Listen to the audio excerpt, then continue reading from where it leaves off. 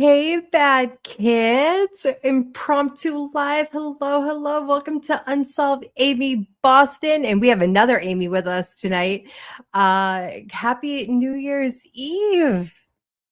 What do we got? Hi, Rainy and Amy in the back seat. I got another Amy. Ooh, ooh. We got another Amy. Happy New Year's Eve. Without further ado, I'm going to bring up my co-host for this evening. Para Women Radio, Ames, hello. Hey there. Happy New Hello. Year's Eve. Happy New Year's Eve. It's been quite a year. Yeah, it has. This year started out pretty rocky, but it's ending pretty good for me. How's it ending for you? That's a bit same. Same. The beginning of the year was really, really hard and incrementally it got better. But that's the goal, right? It's just having a better day than the last. At least that's my goal every year. Yeah, I know, Amy and Amy. It Yes, happens and one of my mods is a an lot of Amy as Amy's out well. there. Yes, another Amy. Yes, this is Amy. She's Para Women Radio. I'm actually going to pin her channel on the top of my chat so that all of the Unsolved Amy Boston people can go ahead and give her a sub. I watch her channel every day. Hey, Crafty Chris.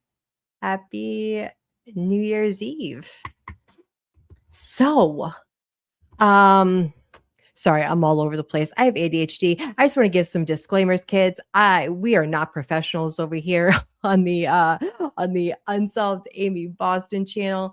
We go over here, we speculate over here. We do all the things. Things that I say are not reflective of the other Amy, and because I can get a little sideways. Amy. I'm Probably very vice versa. opinionated. Not everything I say is reflective of you too. So Yes, yeah. wait. Yeah. So can I ask you a question? This is what I've always known. I watch your channel. How did you get into the true crime genre on YouTube? That's what you started out as? Have you always been a true crime fan?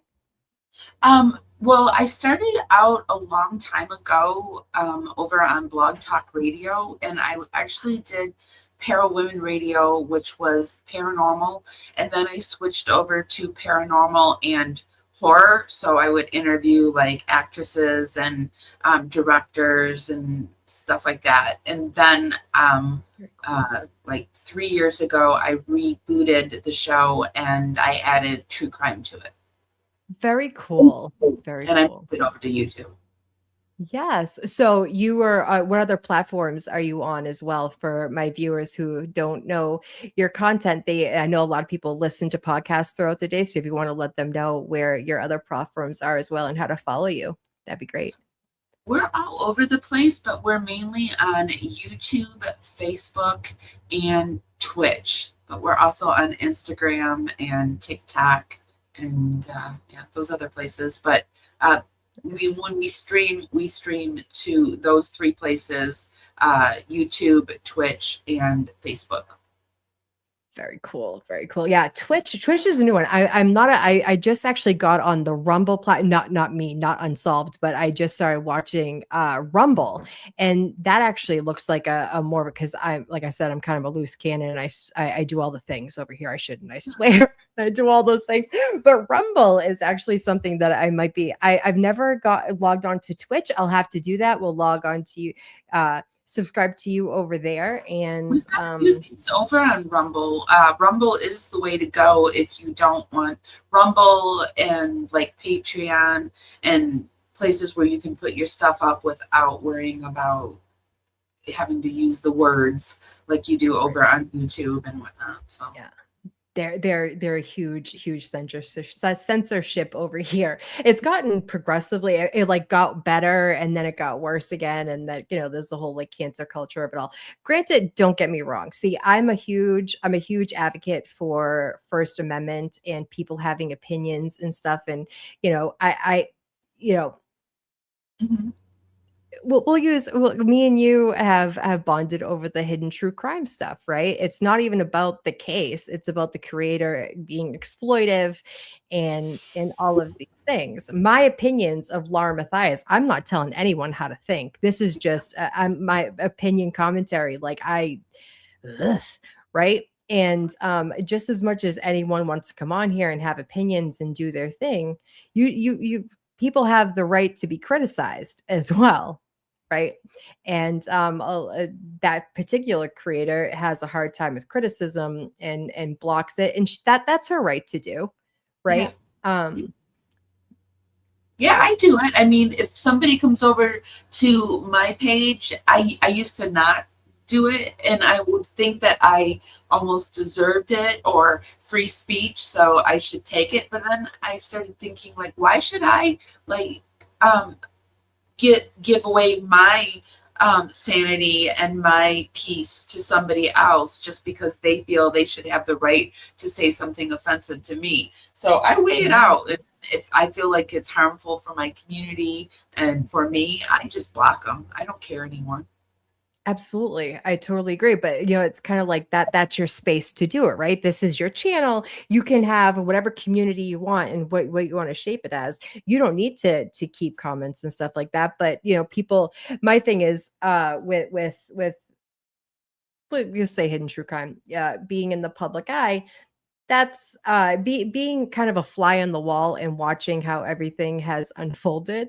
Um Even though you can block it with your community, and I'm a huge proponent for that too. I am all about that. If you want to come on over here and start acting acting a certain way, you don't have to be here. And that's the Yeah. beauty of creators, That's the beauty of creators. You can pick and choose who you want to be around and who you want to watch and who you and even like I've gotten a lot of hidden gems in my comments and whatnot. Yeah. The hidden gems. I love them. They're such good people. I feel so bad for them that they were duped like that. But I mean, I Yeah. think we all get duped at one point in our life. So as Absolutely. long as they learn Absolutely. from it, then I think it's a good lesson.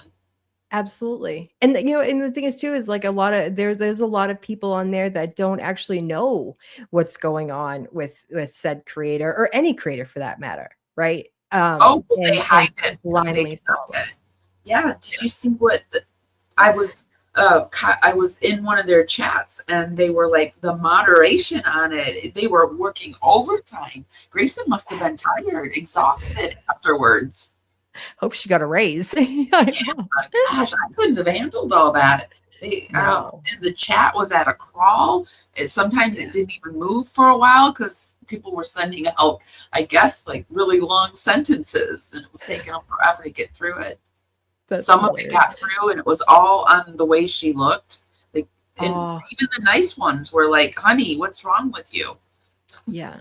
And I truly believe that some of them I saw what was of genuine concern, right? It's like because she does have a lot of health problems that she Yeah. that she talks about, and um, that's another thing. Taking shots at the way someone looks. I'm guilty of it with her. I've done lives and I've gone left with that.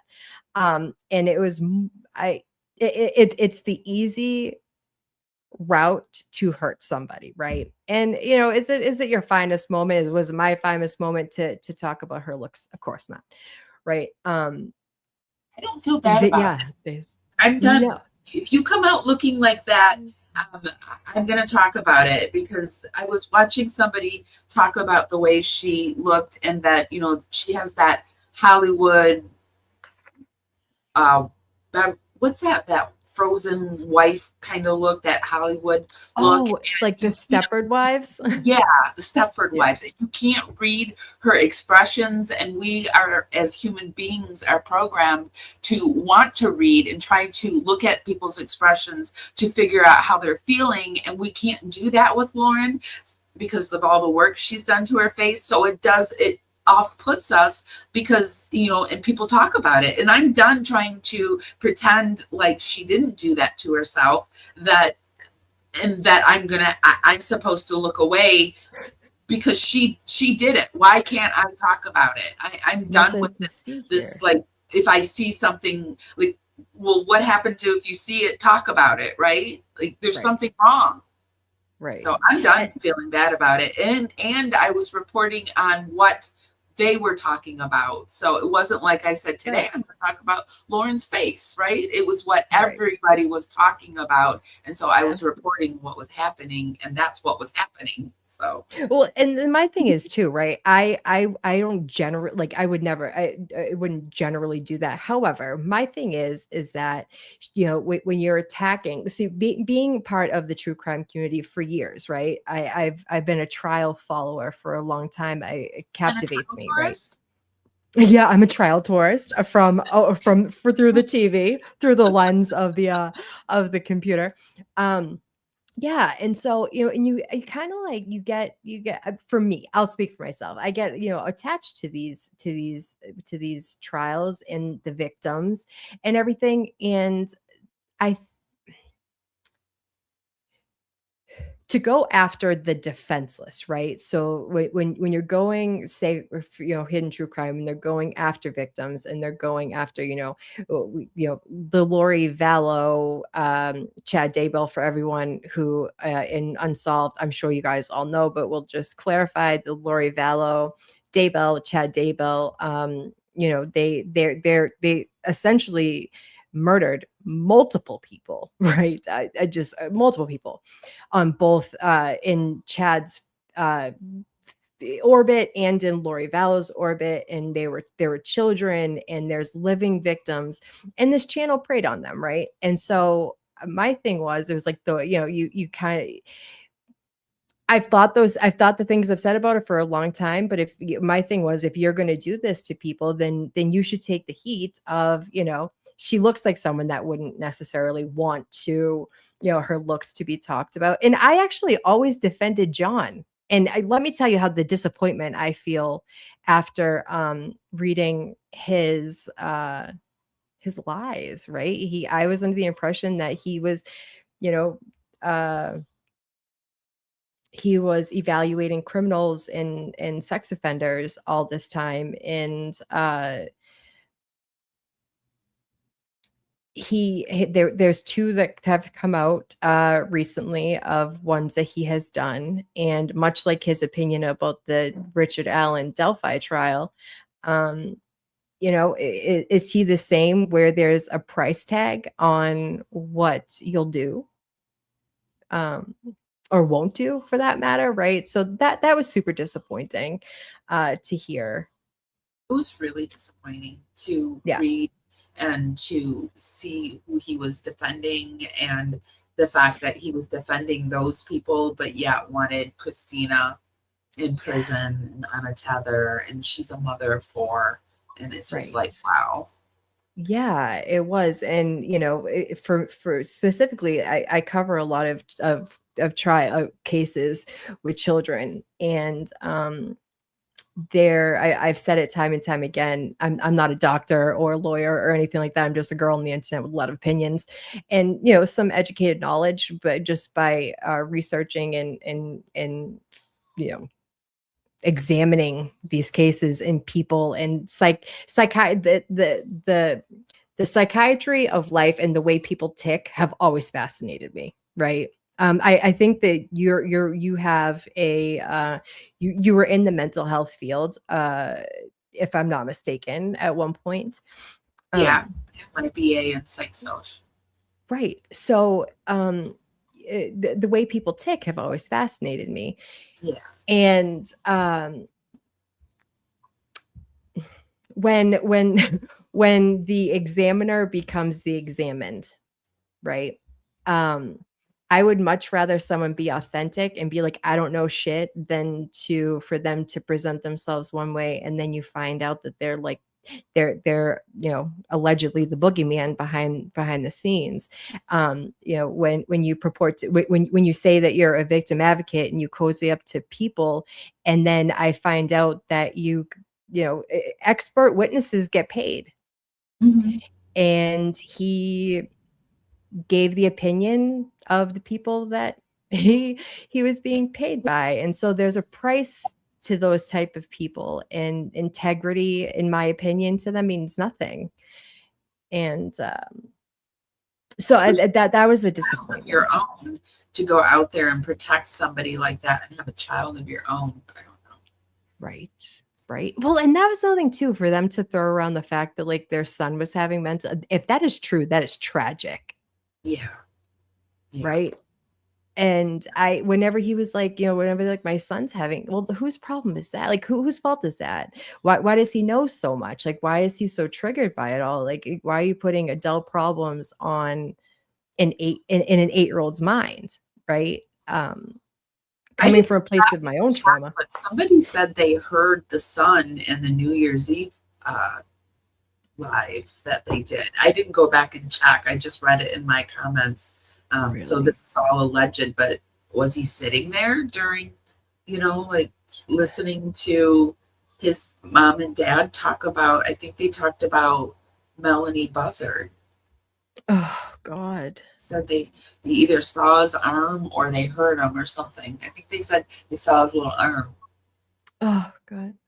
Yeah, but and that's where I draw a line and I blame the parents. It's not the 8-year-old's, fault for asking if Chad Daybell is coming to Thanksgiving. That's a parent problem, right? And that's the thing. Even if we don't even know if that's true, right? That's a weird lie. Yeah. Well, and we do know she made a playroom next to her office for him in a closet. So I imagine she didn't soundproof it. So he's playing in there, listening to it all, I would think. Right. Right. Well, like, I even say like, I have a small child and I don't live in a mansion by any stretch of the imagination. Um, but even like it being so involved in cases that are a little iffy, right? I keep earbuds in. You You have to be. don't say things in front of. I'm big on keeping children for as long as they can. And if any of that's true, like that's not our fault that that their son's traumatized, that that it's a mirror situation. And to reflect that onto the public, like you guys are traumatizing my children, you guys, and then calling someone and this is the thing. If you are a creator with 300,000 subs and you are attacking somebody, I think I saw Megan say like, oh well, she had 500 Christina, I mean, had 500, followers on TikTok, and Ooh, it didn't matter. That's disproportionate, yeah, right? it's very unfair, but it's not turning out the way that she anticipated for sure. Like No, this is not going the way she had thought. no, And I definitely love not. It that didn't land. series. Oh, Anderson, you are Right. trouble. You guys are all awesome. Okay. Hi, Candy Temple. Carolina, we called the trolls if we disagree with Laura, Megan, or Trisha. They will block you. I don't get into their chats. I do leave comments though. Yeah, they don't want.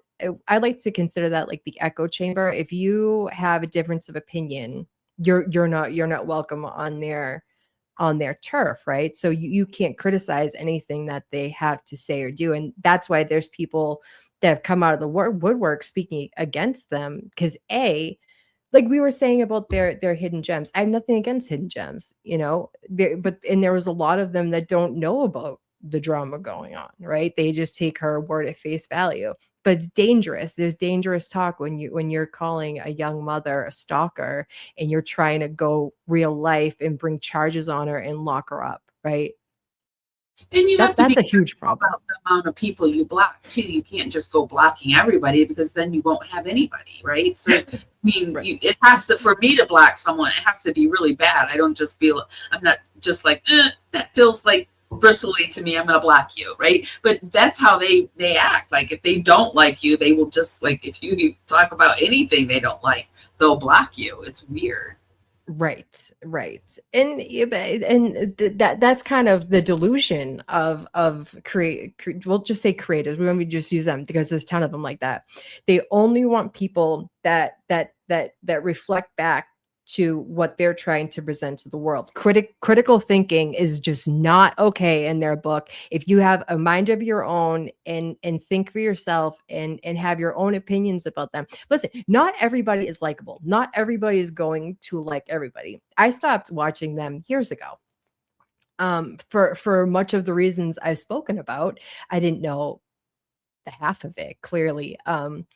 But they don't want anyone to clearly think for themselves. And that becomes a dangerous slippery slope where you just want people to be, a minion and to think and do as you do. The beauty of life is to have different opinions and be able to be like, okay, like I always say, I have this opinion today, but that doesn't mean that I'm going to have this opinion forever. You give me more information and I'll critically think about that information, and I will change my mind or I won't. Well, the ex hidden gems like to come to my page and do exactly what they are accusing me of. They'll be like, "You're a mean girl. You suck. Your page sucks. You're jelly. You're high school." And I just replied to this one person. I'm like, I listed off all those things. They literally said all of that to me. And I'm like, this is like the meanest post I've gotten in a long time. And you sound very high school to me. So it seems to me like it's a lot of rules for thee, but not me. You're telling me that I'm doing everything that you've come to my page to do. Yeah. And I didn't go to her page and do it. I did it I talked about her on my page. So shoot, if you don't like it. Right. And that everybody has the will. This is the thing too. Like there are a bunch of we'll call them burner accounts on YouTube. I have comparatively to a lot of creators, I have like just under 2,000 subscribers, and I'm okay with that, right? I'm totally fine with that. I just come on here to do my thing, and it is what it is. Do I want subs? Of course. Do I want people to watch? Of course. But there's these random accounts that come over here, like you said, just to put me down, just to say I'm mediocre, just to say I'm this, that. Like, no one, first of all, I really am a nobody. So you had to hunt me out. I mean, and how are you? So, like, you're not telling me anything I don't know. Like, sometimes I do suck. Sometimes I am jelly. I do want to make money, but I'm not all of those things either. Two things can be true at once. And Lauren is all of those things too. So, and imagine living a life where your main goal is to defend Lauren. Like, wow. That's all you have to do in your life is defend Lauren. That's like sad.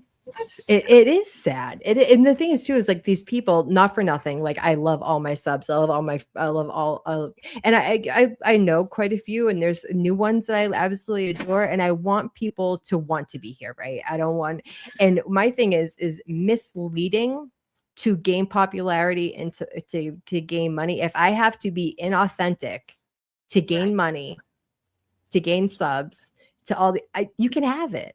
I like to be exactly who I am, and if you don't want to watch me, I suggest you don't, because I promise you're going to continue to not like me. Amy, don't you think it's exhausting to be Lauren? Because this is kind of like what we were just talking about. Like, it's just exhausting to be someone you're not, and it just must be so exhausting to be her. It has to be, and the lying and who you're telling lies to, and talk. Listen, like talk about jealous, right? Like she couldn't even deal with another YouTube creator who she has collaborated with in the past. I like Gigi from Pretty Lies and Alibis. I've always been a fan. I thought she was really authentic, right? She showed us who she is, and she's just.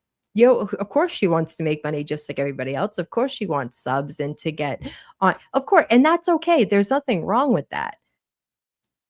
But when you are presenting as someone's friend, or you're trying to ruin them behind the scenes, pretend. I don't know what I'm trying to say here. When bamboozling, or you're trying to hurt people behind the scenes and presenting to be this like victim or goody two shoes. I have a problem with that. Like, at least if you're going to be an asshole, sorry guys, if you're going to be an a-hole, just be an asshole, right? Like, just don't be like, oh look, we're friends, and then when you're or even not, like even Andrea Birchmore, sorry, Burkhart, she didn't really have those necessary opinions about Andrea. In my opinion, this is my opinion, it's jealousy, just like Gigi, just like they're threatening to her. And so what are you going to do with a threatening individual, a threatening creator, a journalist, right? If they want to identify as a journalist, they can identify as a journalist. Who am I, right? I'm not a journalist. I don't have any creative talent. I don't. I'm just a girl on the internet. You're But talented. thank you. In my own way, right? In my own way. I don't create, right? There are a ton of You're creators not that like a create. you're not a real journalist, okay? But either am I. So Right. according to I Lauren, don't have media credentials. I don't have any of those. I don't have you're a not the real studio. not like Lauren. So nobody's like Right. her. Yeah, and and that comes through on the camera, right? And that comes through, and her inauthentic self for, to me, shine through way before this, and this just kind of like solidified. But the I am more shocked at Dr. John than I am at Lauren. It's almost expected of her, because you look at her and you're like, yeah, that tracks. And the balls of people to come on to the internet thinking that people aren't going to sleuth. We literally sleuth for fun, a hobby. People like you and we look into case. I'm not being paid. I'm not a defense lawyer. I'm not a prosecutor. I look into cases because I'm interested. If the balls of somebody and the ego of someone to think that you can lie or misrepresent yourself, and sleuthing people aren't going to look into you, is wild, right? Is wild. It's wild to me. And then to be offended when you're found out, or who knows if they're found out? Who knows what? I mean, documents document, and it looks as if they're disingenuous. But to think that people weren't going to look you up, and that's literally what people like you and I and people in our chats do for fun. Like on my spare time when I'm off of work or doing whatever, I look into cases and I look into people.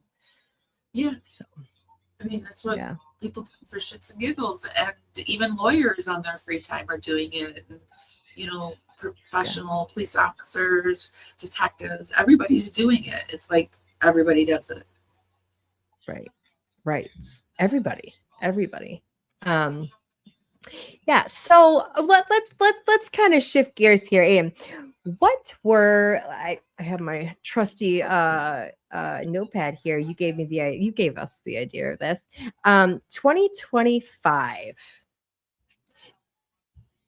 What cases were, say, your top 3 that you followed or you were interested in, or that adjudicated that maybe you were surprised about? What are your top 2025 cases that stand out to you? I think the ones that stood out were, well, this one, Hidden True Crime, has stood way out for me. Sarah Boone, the Boone case, we covered that. She had her trial, and that in February, and that's really stood out for me. And we were covering Gypsy Rose Blanchard at the beginning of the year. That one has really stood out for me. Although I backed away from the Gypsy Rose case because Gypsy Rose's side was relentless with the doxing. They were going, like threats. Like it just got really scary, and to the point where I wasn't interested in being subjected to that. So those were the 3 cases that I really went into. But maybe the Delphi case too. So that's 4. Nice. Yeah, the Delphi case. So tell me, so I haven't probably followed the Gypsy Rose enough, right? I know that she got out of jail, and if you want to elaborate on that, I see some of my viewers who are a lot of Karen Reed. We've been very into that the past few years. If you could just elaborate on the Gypsy Rose of what's going on with her. Well, Gypsy Rose is the woman who, along with her boyfriend Nick Godejohn, unalived her mother Dee Dee Claudine Blanchard. Um, she got basically 10 years. He got life. She's out. Recently, all these new FOIA documents that Into the Weeds podcast, I was really looking forward to Amber coming on because I thought she would be able to give us an update. I hope she feels better, though. Yes, same. She's She's my friend, gotten a right? lot of the FOIA documents and has just been thorn in Gypsy Rose's side for a very long time, and I love it. But when Gypsy Rose got out, she was married. She cheated on that guy with another guy and got pregnant. Now she has a little girl. And the big thing that's out now is that when Gypsy Rose was dating Nick Godejohn, and this was all a rumor, like we hadn't seen the video, but then there was a text that came out. But I remember this was the thing that I was the most upset about when I found out she was pregnant. I remember saying, I hope she doesn't have a girl, because she told Nick Godejohn that when their daughter turns 13, that she would have to give her V card over to their dad, and that was just their way of life, and they would live a secretive way. And she tried to tell everybody that it was Nick that told her and made her say that. And she went on the Teen Mom show.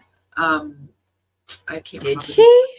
The Teen Mom show, and told Kayla that it was all Nick's fault. And now there's a video that's come out that it's her telling Nick that this is what's going to be done. So it's proving that she has these P ways, these ex-offender with ways, and it's really doing a number on her right now. Yeah.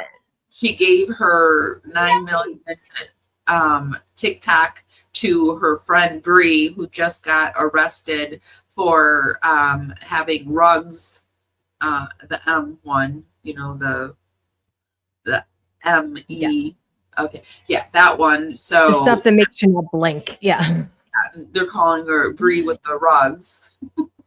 Wow. But so she just got arrested for that on Christmas or the day after Christmas, but she gave her 9 million TikTok account to her friend, which that's against the law, the guidelines to do that. But right. So that's what Gypsy Rose, it's pretty much being proven that this girl should still be in prison, and is not, and that she was the mastermind behind all of this, and she just still keeps going. She keeps trying. I truly believe that too. I truly believe that she was the mastermind behind it. I don't know. Can I ask you a question about her? Now, I Liquid G. Yeah, exactly. Someone just said it's Liquid G. One of my mods, Christine, she said, my problem with Gypsy is she's never taken a responsibility for her role in Dee Dee's homicide. I also don't think Nick should be the only one with life. Yeah, well, it's because he actually did the unaliving, correct? Well, and then she was sick. She was really sick. The mother wasn't just dragging her to the doctors and making her do all of these things. She has a micro deletion issue, and it causes all. It's why she looks the way she looks. I mean, back in the old days, they used to call them pinheads for the non-PC term. And they, like, if you ever saw that like freak show where it's the I did a whole thing on it. I can't think of they were a famous brother and sister. They had the micro deletion, but they call them pinheads in the show. And that's what she is. And it's just a small brain. And there's a chromosomal deletion that she's missing. And she has, it makes her drool, so they had to take out some of her salivary glands so that she wouldn't like have this excessive drooling. She has problems with digesting and swallowing food. That's why they put in the feeding tube. She had a failure to thrive. her all of her medical records were released. Her stepmother Christy released all of her medical records to this woman, this creator named Fancy. Fancy and Christy had a falling out, and then Fancy released all of the medical records to the public. And it has been shown that every single thing that she had done to her, she needed to have done. And that it's also coming out in these new FOIA that Gypsy was lying to her mom, telling her mom that she couldn't walk. And so her mom really was trying to figure out why she couldn't walk, but Gypsy was lying and saying she couldn't walk. So just a born manipulator. So this isn't to say that her mother wasn't sick, because her mother was a kind woman through and through. And probably if her mother were alive today, she would need to go to prison herself for all the con jobs she did. But she did not have Munchausen by proxy, and Gypsy did plot and schmert. And this is just all my opinion, but from everything that I have read, and I do believe that that girl was the mastermind, and she brought an autistic boy into it. And do I think Nick should be out? No.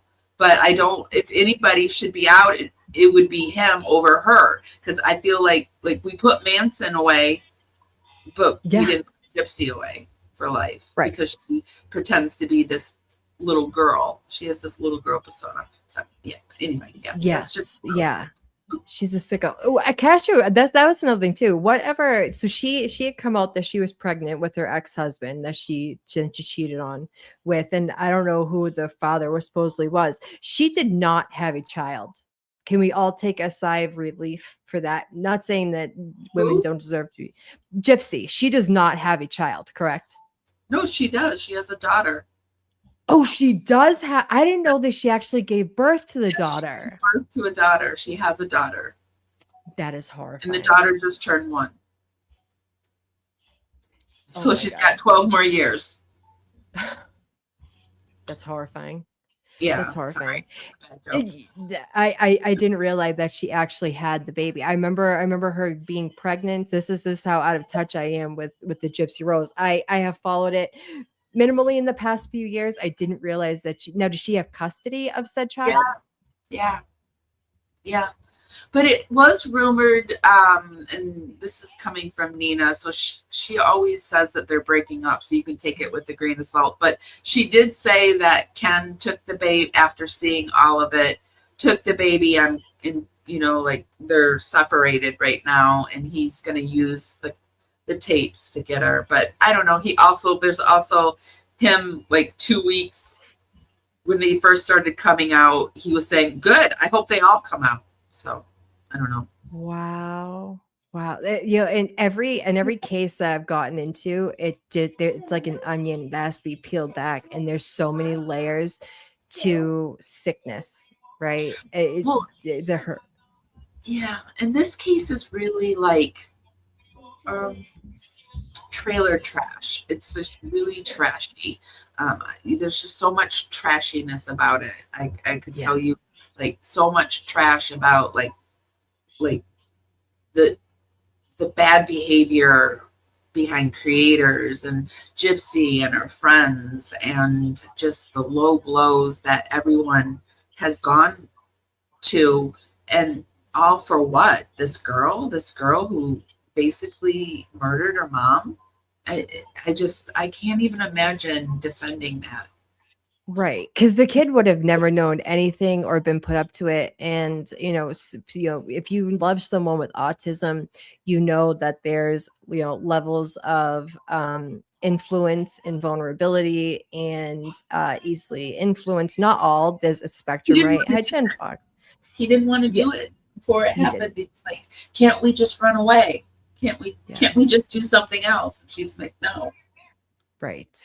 And then she lied to him and said that she was pregnant and that her mother made her have this feeding tube. And because she made her have the feeding tube changed, she lost the baby. And so he thought that the mom made her lose the baby. And I mean, it's just crazy. Our world is crazy. It is crazy. It is. Gypsy Rose case, because I have a real mother wound. It really, it just really scratches my injustice, like outrage. Like because there's absolutely nothing you can do about that, right? You can't do Nothing. anything about it. You just have to let time and hopefully karma play its whatever, and it just drives me crazy. Right. Her case is a prime example of tunnel thinking, right? Like Yeah. people, not us having two things can be true at the same time. Was her mother likely mentally and abusive? Like you said, she's a con artist, right? Growing up with a mother like that can't be easy. She had a lot of medical issues and everything.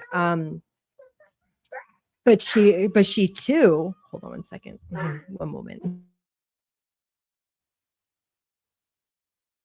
Um, she too, it's mind-blowing that, apples don't fall far from the trees. And if she was a con from that young and was able to con someone else into doing her dirty work for her so that she was hands off, and look, she got what, 10 years because she was the frail little sick child. And there's people out there that it does not matter what evidence you put in front of them that she's not a good person. She could be a victim and not a good person at the same time, right? But they put blinders on. It's like, nope, she's a victim, she can't do anything wrong, I'm gonna blindly support her. Don't blindly support anybody. I don't care who it is. Don't blindly, I mean, you don't have to do it what I say, but blindly supporting anybody without saying two things can be true at the same time is dangerous, in my opinion. I'm not even sure she's a victim anymore. I think she's a No. perpetrator, and I don't even think she's a victim. I think she did the victimization at this point. Yeah. I mean, she victimized the little boy on the spectrum She who tried to I. kill the mother. She tried to shoot her. She shot her with a BB gun before this herself and couldn't, like, it didn't work. I think she tried to do it another time. So she tried to do it herself twice and then couldn't, and then she got this guy to do it. So, I mean, Absolutely. and the mother was just ever trying to figure out what was wrong with her daughter. And you could see that once she was diagnosed with the microdeletion, her trips to the doctors slowed down, way down, because they knew what was wrong, because they couldn't figure out what was wrong with her until the microdeletion. And I think the microdeletion, and just, I mean, I haven't looked at her records in like over a year. So I think the microdeletion was diagnosed when she was like 18, 19, and then it slowed way down. So I don't know. Wow. But she did like lie and say she had leukemia and stuff like that when she didn't. And she got her like free trips and stuff. Right. The Make-A-Wish, right? Yeah. The Make-A-Wish, and it's two sides of the same coin. It's, she likely learned cunning, manipulative ways from her mother, but that doesn't make her not one, right? Yeah.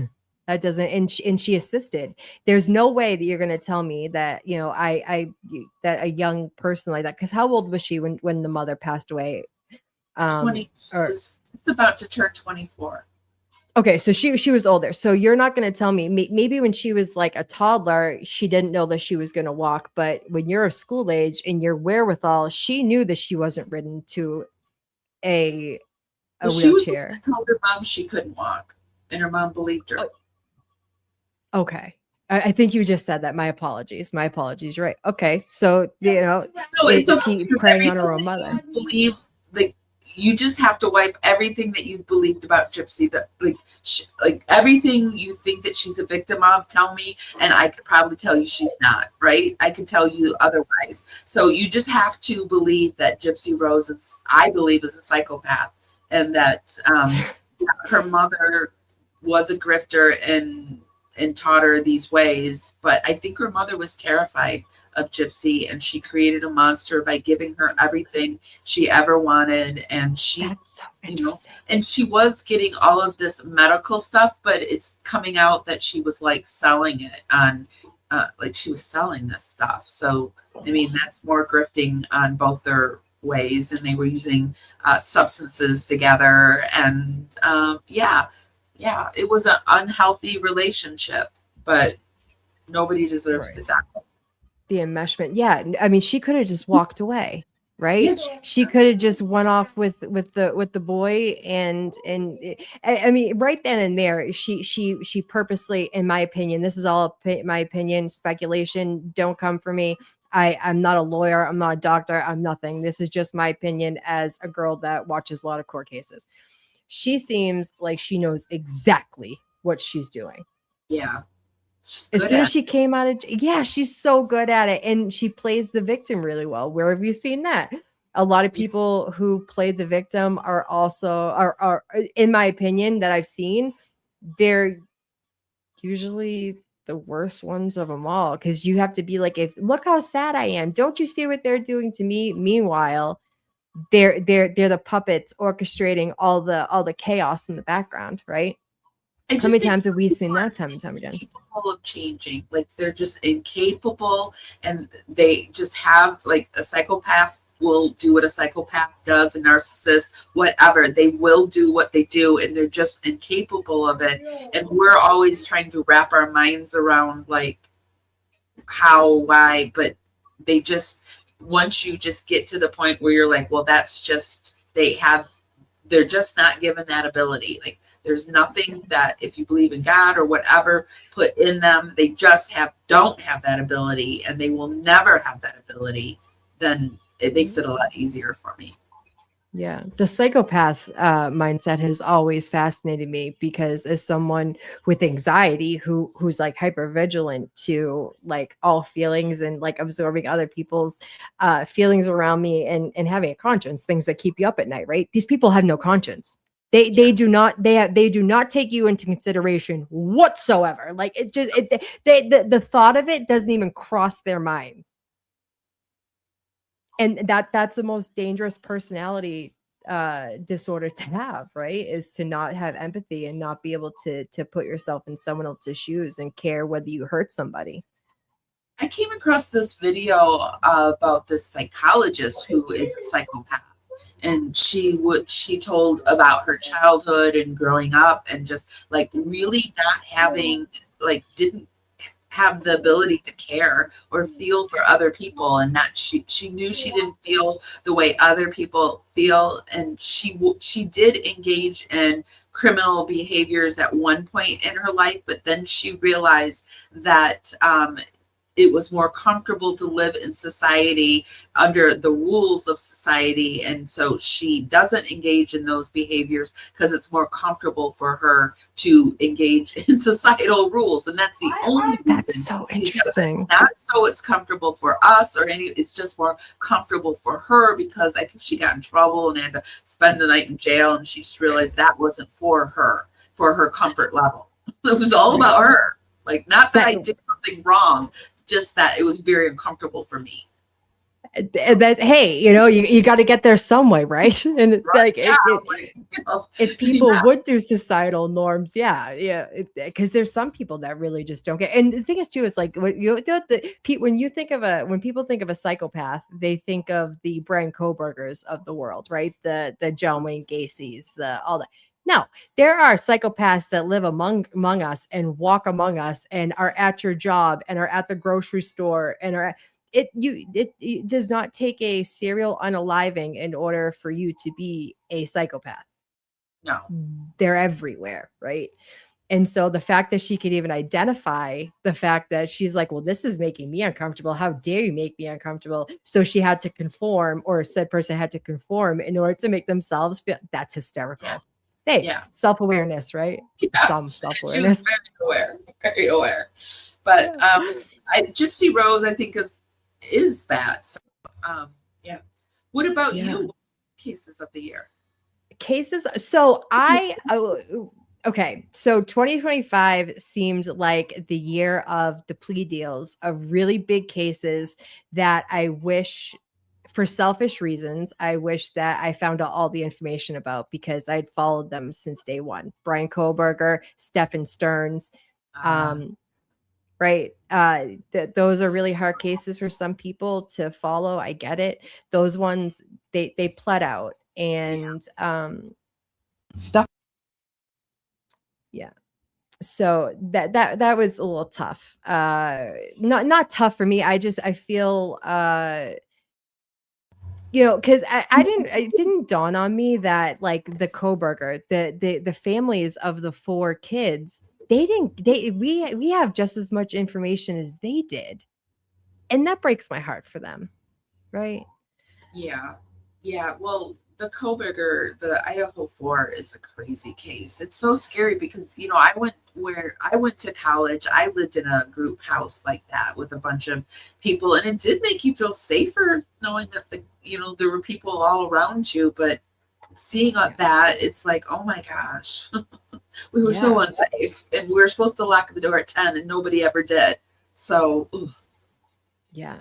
And party kids and kids of that age, you don't think of, because I like to on my show I go over a lot of like abusers, like a child abuser. It's never the boogeyman. This was literally the boogeyman, right? Yeah. This is what nightmares are made of. But and you look at Brian Kober. Do you think he went to parties there? Do you think he showed up at some parties there? In my opinion, I think that he stalked. I think from all accounts, he was a peeping Tom and like to watch them. He was a vegan. He is a vegan, and 2 of the girls, I think it was Maddie and Kaylee, they worked at a vegan restaurant in Moscow. And so whether he saw them and became infatuated with them there, and no one knows, right? But there's too many. I don't believe in coincidence either, though. Yeah.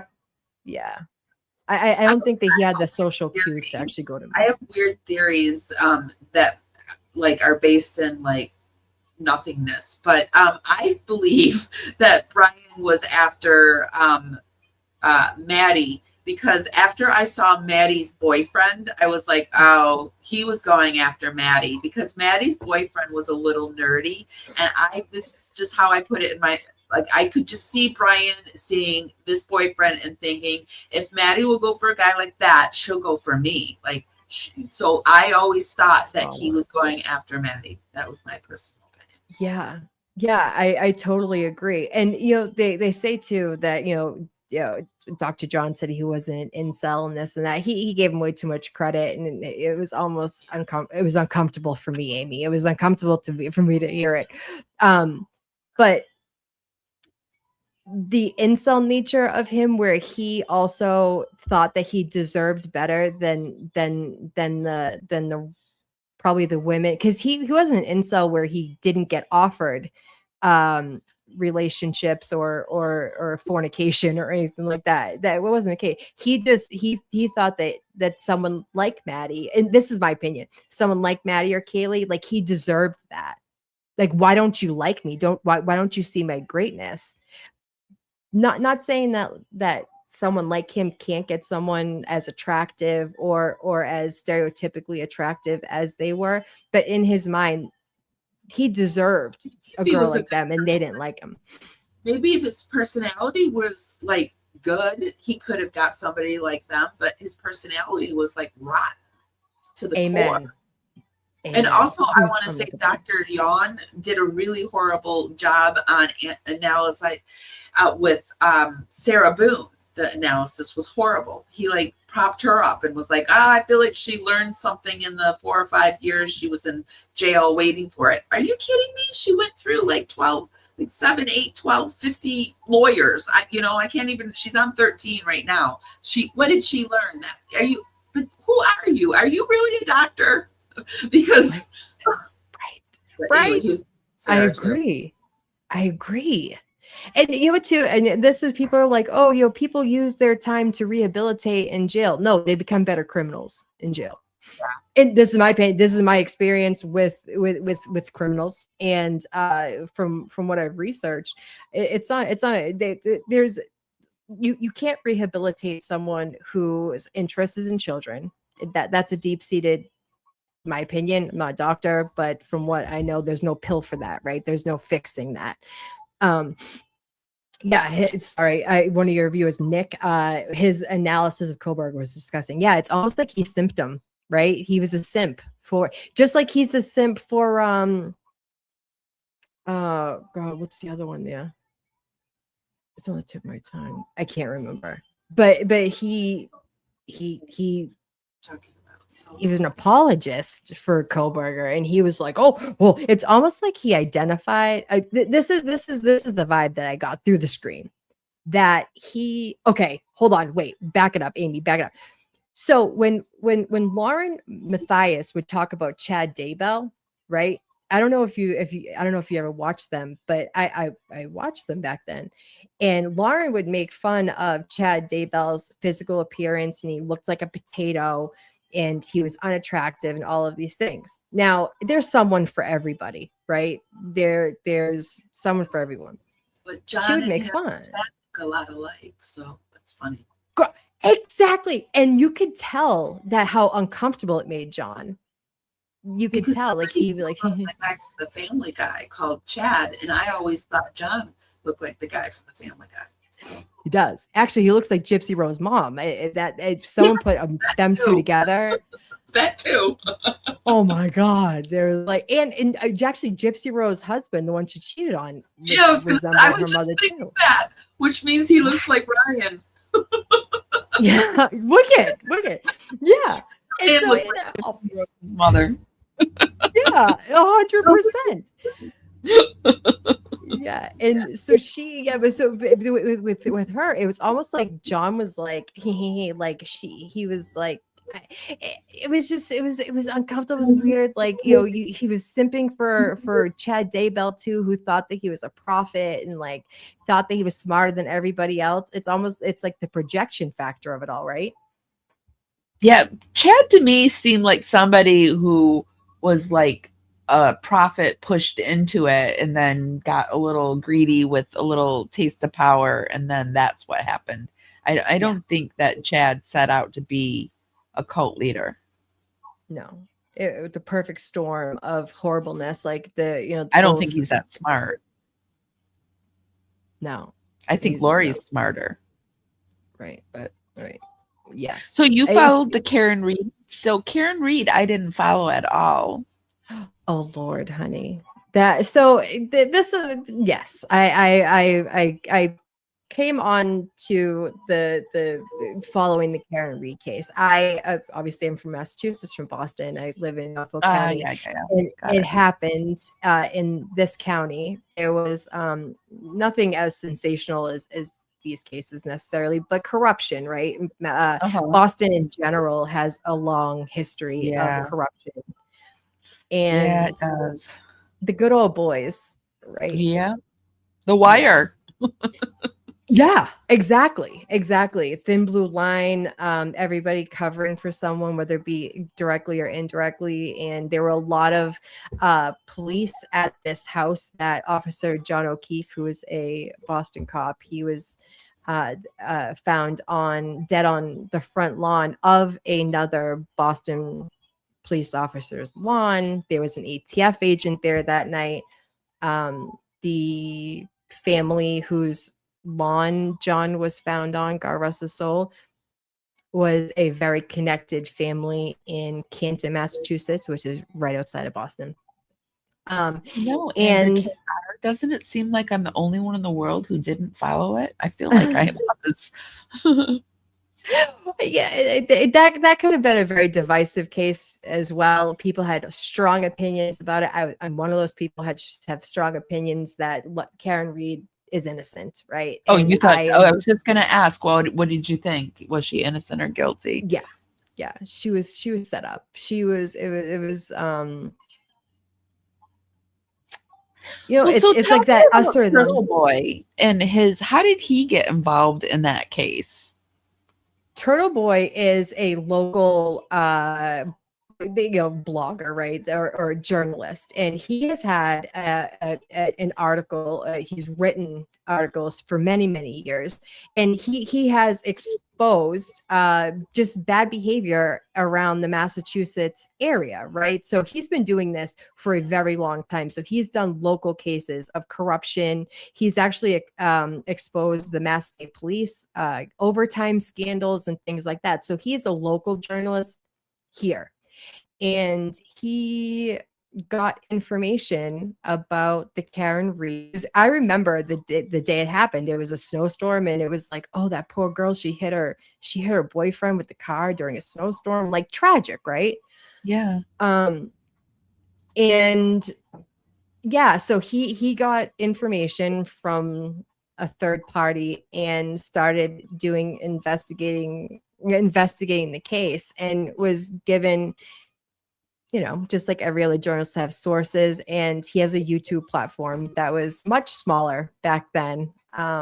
And he just started doing segments or shows on it, and kind of just breaking down the players and how people are connected, and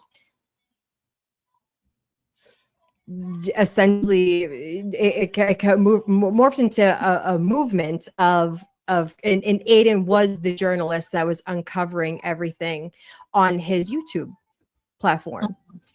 And he's actually facing a witness intimidation charges here in Massachusetts for trying to get information from people who were there that night. And because of who they know and the government here, he has several witness intimidation charges that he is facing due to trying to interview people that were at the house that night, and or his YouTube platform. Just interviewing, so he's gotten intimidation from that? Yeah, so you know how like back in the day, like gumshoes, like old school reporters used to pop out on your lawn and be like, Power Women Radio, I have a question to ask you. What happened? Why? Kind of like Nate Eaton in Exactly. Hawaii with Lori. Yeah. So he Okay. essentially did that to people who were at the blizzard party, they called it, that John O'Keefe ended up dead on the front lawn that night. Oh, so he had the nerve to do it to police officers, so he got in trouble. Yeah. So yes. Yeah. And the police officer's family member. Oh. And essentially he was going against the Commonwealth's narrative of Karen Reed hit her husband in a fit of rage that night. But in actuality, all the evidence, I critical thinking, right? I started looking at all of the information of all, there's so much evidence to say. I don't know who what happened to him that night. Oh, so you don't know why they actually killed him? Like, No, what is your thought on why? I don't know who did it. I just know that it wasn't Karen Reed. Mm-hmm. And she was the scapegoat. I think that this is what I think. Okay, because she was. Does Karen have a theory? Yes. So she was just acquitted back in the spring, and now there's a civil suit against her. It said that the owner, Brian Albert, who was he was a Boston police officer for 25 plus years in the fugitive unit.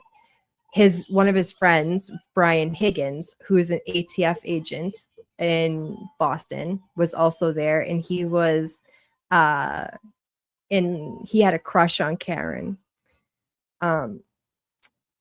That they were drinking that night, and things may have gotten out of control. And instead, they may have panicked in the house, and John may have hit his head. Something happened in the house, and he ended up on the front lawn. What I think happened is they panicked. They put him out on the front lawn, and they were going to blame the plow guy. Right? How many times? I don't know what state you're in if it snows, but the plows are huge, and they can. Yeah, I'm from Michigan, but I'm in Florida. Oh, so yeah. So I think that originally, and then she came snooping, looking for him. The last place she saw him, and found him dead on the lawn, incapacitated. So you think he went to the house and confronted the friend that was getting a little too friendly with them? They got into a fight. It went too far. They stuck him outside because they were going to let the plow guy hit him, but Karen came instead, and so they blamed her. Definitely. Oh, wow. Yeah. And this is another thing too. So she wasn't originally charged with second degree unaliving. They upped the charges, and this is my guess. I think that they upped her charges so that it would force her hand into a plea deal for her to plead guilty, so that she wouldn't go to jail. And she said, "Nope, I'm not doing it." And she kept taking it to trial. She took it to 2 trials, and she was finally found innocent of it. No one's been held responsible for John's murder, and it's really unfortunate, right? It's because he was somebody's son. He was somebody's he was a dad that he was raising his niece and nephew. His sister died, and it's just a tragic all around. And yeah, it's sad. It's sad. But in any case, we stuck up, and we looked at the evidence, and the evidence was so blatantly it was not her, and the Commonwealth of Massachusetts kept doubling down and making up wild stories. Like the evidence was so bad that in the second trial they didn't even bring back any of the witnesses because the witnesses were so horrible during the first trial. Yeah, I know people went for it, but also I was still healing from a lot of trauma. I was still like I was a different person at the beginning of the year than I am now. So I went through a lot of healing this year. Excellent. So what was your biggest takeaway too, right? I'm sorry. You do the John Benet Ramsey case too, right? I do. Yeah, that one's fascinating. Interested in that case. That case has always interested me. Yeah, I mean, how does the little girl end up dead in the house? It's a P ring that did it. Is that right? You think it's a P ring? Yeah. So Colorado, I found out during my research recently of this, is that Colorado is riddled with PDF files. Yeah. And the Ramseys belonged to a church, and everyone connected to the church has some dirt on their hands, and people connected to the Ramseys are questionable. The government is questionable there. And so I think with John Benet Ramsey, it's purposely not resolved. My opinion. Do you think the parents had anything to do with it? I don't think that they did it to her by any stretch of the imagination. I don't think it was her brother. I think her brother was a victim like she was. Like she was just rented out that day and something happened or something? Like that in my type of deal? opinion, or did they know what was happening to her, or did they like not know? That's what I'm asking, I guess. I think that there was a cover-up because of what they did know of other people. The ransom note was weird, right? 8 pages. Well, yeah, that one's really weird. That's why I don't understand. Like the whole note thing is really weird. It was like the exact pad. That's weird. And her writing and her 911 call is weird too. The whole thing. But I'm just trying to. If it was, I don't think they knew. If it was a ring, then were they in the ring or were they just associated with the ring? That's what I'm trying to understand. Were Patsy and John in the ring or just associated with people in the ring? I did hear that John has been accused of his own dirt with children. Don't know if it's true or not. That's just what people have said. I think that, because he was like a hedge fund. Boulder's a very affluent area. And hold on one second. Sorry. They were flying to Michigan too. I had this, how Kevin, there's the, is it the 5 degrees or 6 degrees? I always get the degree part wrong of Kevin Bacon, but the same thing is true for Michigan and any true crime. You can always link it back, any case back to Michigan. It's weird, but it can happen. It's weird. Absolutely. I really don't think that she had anything to, I just think that there was some type of cover up. I don't think her brother had anything to do with it. I think he was a victim of something. Yeah, I She think the was in brother those had something. pageants and Yeah. stuff. Yeah. Actually, I found something out interesting that they were brought up. They were going to be charged with neglect or putting their child in harm's way. So what that was, what was the situation that they were putting their kids in or John Yeah. Bonet in? And I hate to blame parents because having a young child, like you want to do what's right. They were in pageants and stuff, but something happened that night, and there's people being untruthful. Well, I think it's Right. weird that Trisha, who supports Lauren and John from Web Sleuths, would go to CrimeCon and want to go after John at CrimeCon. That's weird. I think, like, I get if you believe that maybe he did something, but I don't think CrimeCon would be the place to do it. Just like CrimeCon would not be the place to call the police. Right. Well, that's the thing too. I don't care what anybody believes. I don't think people should be going real life to begin with. Like you were saying, like the Gypsy Rose, people are doxing and this and that. Yeah, Stop being dangerous. Like if yeah. you think that they have something to do with it, you don't need to cause a scene and like call this grieving dad who's been You I just don't just need to be showing up at people's houses or calling their jobs or any or their family, writing letters to, parents, and this just doesn't need to be done. It could be like, no, just don't do it. Right, right. And if you want to look into it and you can have your opinions and you can voice them like this, that's one thing. But to go after this dad with no real proof of anything, and I've seen it on and time again with people being doxxed and calling jobs and going after family members and stuff like that. Stop doing that, Yeah, right? just stop. Yeah, Who's and Cox? You I'm sorry. mean Cox the who are we what they This say is your backseat juror. What is that? Who's oh. Cox? Well, no, the other one that you had up. Yeah, backseat juror, the one you just had up. Wait, Uh, that's crazy. It's above the one you're reading right now. Oh, Cox wait, working that's in crazy. Michigan. Wasn't Cox working in Michigan when John O'Keefe died? Who's Oh, wait. Our Alex the police Cox? commissioner, our police commissioner Cox, what's his hold on, let me look.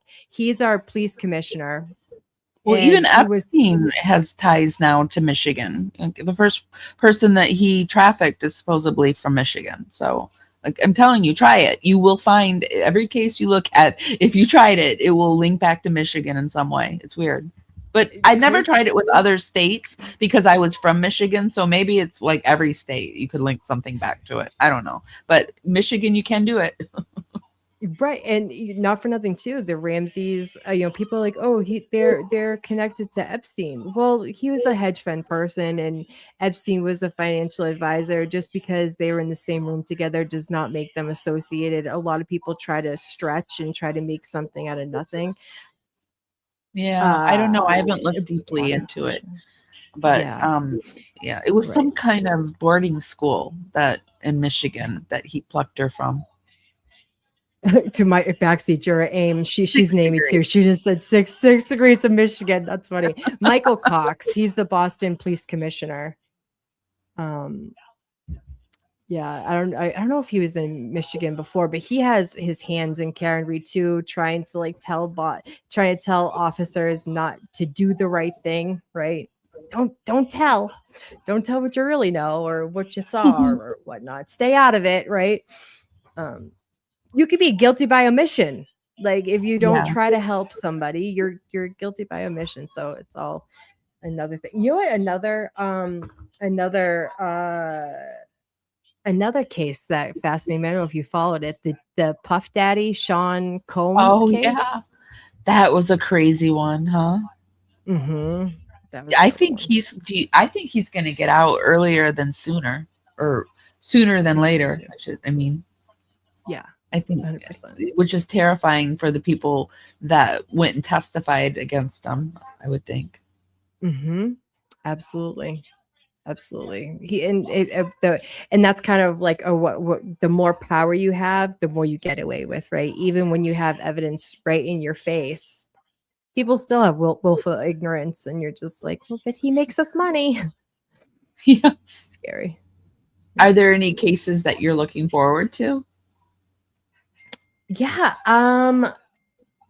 The sheriff, Mike Stearns, the one who shot the Yeah. judge. Yeah, the Fascinated. Kentucky one. And Tyler Robinson, I think too. That one. Tell me, Tyler Robinson, what did he do? He is accused of the assassination of Charlie Kirk. Ah, yeah. Okay. Do you think he did it by himself? I don't think so. I think that there's a bigger picture here. Like he's kind of like a patsy, right? Yeah. I'm looking forward to Sarah Grace Patrick, and I'm hoping that the Alexi Treviso case goes through. I know she was charged, and I'm really hoping. But I was in somebody's chat today. Tanika's 2 Cents did a live stream with From the Sofa with Paul and 2 other content creators, and I was in chat, and we were talking about this case, and somebody said that they don't think like she's gonna get like found guilty, which is so surprising to me. She's disgusting. So is her mother. Her mother knew she was pregnant, in my opinion. Yep. Horrible. Yep. And like, how come she's been able to stay out of jail and like go to college and stuff when there's so many things wrong with that case, and even like the cheerleader too. She gave birth and then went to McDonald's and had a burger in the car, and she's out too. Why is all that okay? I don't know. They really let girls off a lot easier than boys, I think, Yeah. and also they're more middle girls at that. Yes, I agree. And people, there's too like the whole like, oh, did the baby take a breath and this and that. I just, there's so many options, and you could have. There's safe havens everywhere. She was in a hospital. She was in a hospital and continued to lie as she sat there with the police. And the mother, you told me you weren't. She looked pregnant in her cheerleading outfit. She was clearly pregnant. There's this small channel called Girl Friday. I think that's the name of it. And she does a really good, Girl Friday. She does a really good job of this case. She's she works at a law firm. I don't know her exact role, but she's really good at covering it. So if anybody's interested in the case, I recommend Girl Friday's channel. Oh, cool. Let me pull it up. Hold on. You said Girl Friday? Let's see. Mm-hmm. Put it in it's very basic. I don't know if she's changed up her editing style, but it's pretty basic editing, and it's really easy to understand. And I like it. Here. Might be bigger now. No, it's still smaller. Let's see. Girl Friday. I'm not seeing, and that's the channel name. Yeah, Girl Friday. Girl, it looks like it's girl_Friday. Oh, okay, that's where. I don't know. Can I put a link in chat? Yeah, of course. Oh, here she is, right here. I don't know if they'll let me. Yeah, everybody go over there and give. Oh, I'm actually already subscribed to her. Oh, great minds think alike. Game. Hold on. Yeah. Let's see. Let's pull her up. I am all about the Treviso. Someone just said too about Corey Richins. What do you think about that case? Yeah, I was going to ask you about that. That's a fascinating case to me too. That's the mom that wrote the children's book, right? And then unalived her. That's right. Her husband. Yeah. That's a fascinating case. I don't know. I believe she did it. I think she did it, but the little that I've looked into it. Mm-hmm. Yeah. that she and what kind of this is another thing too, kind of like the Richard Allen case when they keep cameras out. Why keep cameras out? Why not be as transparent as possible so that people like us don't have to speculate, right? Mm-hmm. That they don't Yeah. have to, yeah. So they're keeping cameras out with that, I I believe. hate that. I hate when they don't let the cameras go in the courtroom. I hated it with the Delphi case because I feel like Same. there will forever be more and more, even more questions. Although I want to start going to some trials, so I don't know. Maybe Oh, that'll that be would be what I do. cool. Yeah. That would be awesome. Actually, Richard Allen has an appeal going on. I just watched Andrea's breakdown of everything. Tragic, that case too. It's not about. I hope Libby and Abby get justice, but the Yeah. person that's in jail might not be that justice. There Yeah. might be I someone don't know walking who did around. it. Yeah, I don't know if Me he either. did it or he didn't do it, but I know he didn't get a fair trial. That's right. That that's right. That's right. Even just being in prison while you're awaiting trial is a Outrageous. right. And if you're going to think justice and injustice for one person, you have to think about it for everyone. It doesn't matter whether you think he's guilty or not. He could be. I don't know. I wasn't there. Yeah. But I do know that the disservice that the justice system brought to Abby and Libby by just having him locked up in prison before awaiting a trial. Who's Andrea and who? Because I want to go watch the breakdown. Oh, Andrea Andrea Burkhart. She Andrea is Burke. part. Yeah, she's a lawyer. Okay, She's I'll look actually a for defense. Yeah, I can actually put her link because in I the think chat. She's I excellent. watched Lawyer Lee. That's who I was watching. Who covered it? I liked Lawyer Lee. I like her too. I like her too. She's charming. Yeah, she I like is. her. Yeah, Andrea's a defense attorney, and Okay. she's very good. She actually covers the Tyler Robertson hearings as well. Oh, okay. Yeah, so if you guys have some time in your hands, you guys like listening to court documents and stuff, those Lawyer Lee and Andrea Burkhart's are really good for that. Melanie Little, I know she covers a lot of the Massachusetts cases like Kelsey Simmons and Sandra Birchmore. That's a sad case too. Emily probably does too, right? Emily Baker. I like watching her. Love Emily, but me too. Me too. I'm a huge fan of hers. Yeah, she I does. She does. that when I watch a trial, I will pull Andrea's channel or not Andrea, Emily's channel up, and I will listen to her. But then I will find a small chat, another content creator that their chat is Yeah. smaller, and I will go into their chat and chat with them and listen to Emily. Yeah. I hate her almost like chat. I smaller hate how it's creators not.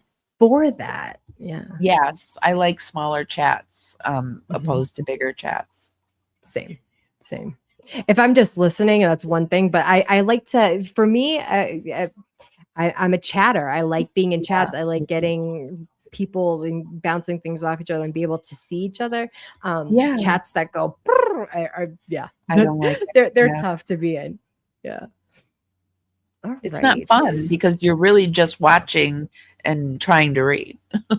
But I don't know. Right. Yeah. And then, you're putting in, with super chats and stuff. I like quaint communities, right? Like Yeah, it's not that I like smaller, so okay. It's not, I do like chatting, but I want to have a conversation, and it's hard to chat something when no one's actually seeing what you're saying. So I get that totally. Good in yeah. her success. And all the law tubers that go over Oh, court yeah. documents, that I bring that good, that's amazing. But they having 20,000 people in chat. I can't imagine like thinking of having 20,000 people watching you talk. That's Yeah, intimidating in my opinion. You know what I that mean? is. It's nice Yeah. when there's like 200 or 300 people in chat and it just has a nice little clip and it moves and you're like talking, or even like 100 people is fine too, or 50 or Yeah. 40, like, I don't know, when it gets like, when it just is flying, and then when you have to slow it down, then there's that delay and you can't say what you want to say. And so, yeah, I just prefer it to be a little smaller. That's all. Mhm. But I love her analysis is perfect. And so, yeah.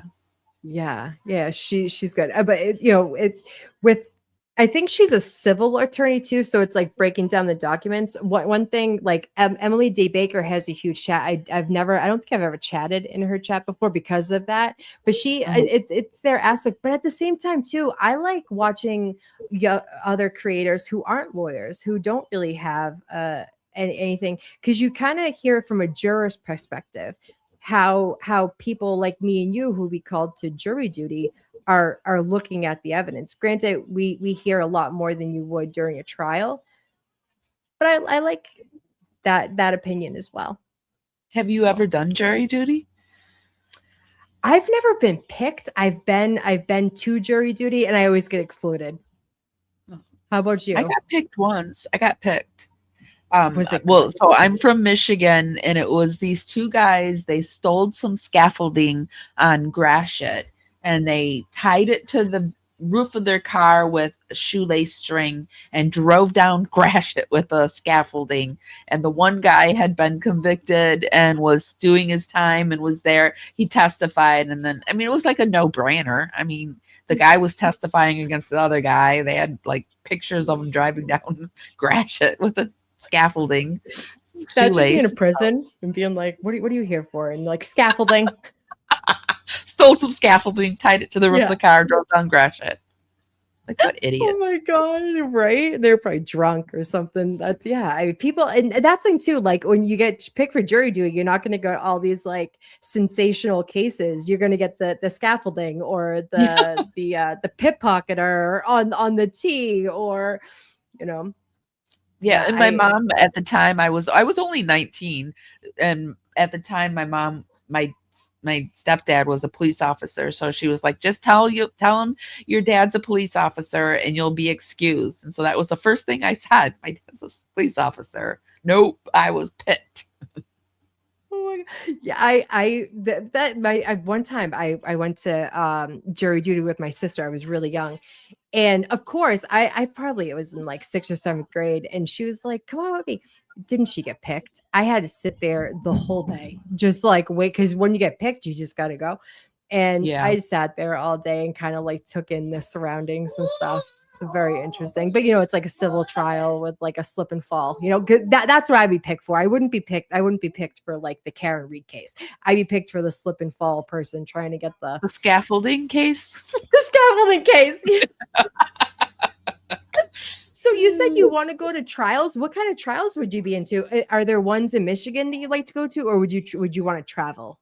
Well, I'm in Florida. I live in Florida now, but I would want to travel, and like I'm very interested in the Melanie Buzzard. If she goes to trial, I would, travel out and follow the Melanie Buzzard case. I'm very interested in that, and I've thought about there's nothing really in Florida right now, but Sarah Boone is doing some family court stuff, so I don't know, maybe that would be cool. Florida is not lacking in trials or crime. No, that's one thing, and they show everything. I love that about Florida. That's why people think that Florida is full of crime. It's not that it's the same as everywhere else, but they stream everything for the transparency of it. I love that. What are your thoughts on the Melanie Buzzard case? Well, I think it's such a tragedy, and I I didn't think she was going to be found alive. I really didn't. I think the mom is mentally ill and was becoming mentally ill, and it was getting progressively worse. But I don't think she's criminally insane. I think she knew exactly what she was doing and planned it, and should go away for the rest of her life if found guilty. Absolutely. If she's guilty, I mean, not looking good for her. I wonder if I followed a lot for what we hear, right? I always wonder if there was like a religious aspect, but from what I know that I kind of deep dived into the other day, there isn't. Did she have siblings? I couldn't get that part of it. She did. I believe she had a brother, but don't quote me on that. Okay. Yeah. I'm in like the central part of Florida on the Gulf side. Okay. It's I'm beautiful not down that there. Is far. it I was warm? gonna go to Sarah's trial, but I didn't make it to it. So I was like an hour away from Orlando. So She's the gift that keeps on giving. yeah, She's still giving, right? She's still yeah. giving. She's a treat. She's a Yeah. treat. I can't believe that that woman did that to herself. That she was offered a 15-year plea deal, but now is in prison for life without parole. Like, wow. Shocked. Yeah. Shot herself right in the foot. Put herself in the suitcase. Yeah. Might as She had the well. Murdaugh effect, right? She thought she was the smartest one in the room. Oh, yeah. She thought she was so smart, and it was unintentional. She calls it an unfortunate incident now. She won't call it what it is. Right. The Okay, but like unfortunate incident. the unfortunate, but like, okay, can we just like say this just to say it all? I've said it before. What grown man gets into a suitcase to play hide and go seek? Do you what do you think of that whole thing? Do you think that she stuffed him in there after she unalived him, or do you think that he really? Because we don't really know what the truth is. We just know that he was in the suitcase. Um, I can't say that I've ever gotten. Who knows what There's would a happen if you? photo of her son in the suitcase, like not on that day, but at a different time. So Mhm. I kind of feel like maybe they saw the photo and she was like getting the suitcase or something, and he just, they were playing, but I don't think it was hide and seek. Like he got in the suitcase and she couldn't find him, like or what. But I think once he, was in the suitcase, he couldn't get out, and she did take a bat and beat the suitcase when he tried to get out. So, I Yeah, mean, and he once was she had him, screaming. she had him. But yeah, I Yeah. wouldn't have gotten in a suitcase, not for Sarah Boone ever. No, no, no, no. And you're right. There was video of him yelling for her. That was tragic. That was sad to hear. Right. Yeah. And then you think, she had substance abuse issues and stuff, and that'll make people do things out of character. But her character seems pretty spot on for Well, the I worked in substance abuse, and it was always interesting to see the people that would come in, and I would wonder, like, because all of them did a little bit of a glow up, but like, what was the glow up going to be? Like, who were we going to get, right? And I just think Sarah Boone either damaged her brain with all the alcohol and substances and isn't yeah. going to get any better, or was a horrible person to start with. Although in my last Sarah Boone video I did, somebody came down in the comments and said that they grew up with Sarah Boone, and was really good friends with them during, I think, junior high, and Really? knew her through her 20s. So I don't know.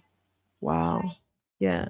And this is no, so if you people have substance abuse issues, I'm not saying that everyone acts like this. This is not Oh what I'm no. saying. Because I don't want people to think like, oh, Did well, my somebody my kid doesn't act like like that? this. Oh, no, no. I just want to just to say it. I don't think I have anything.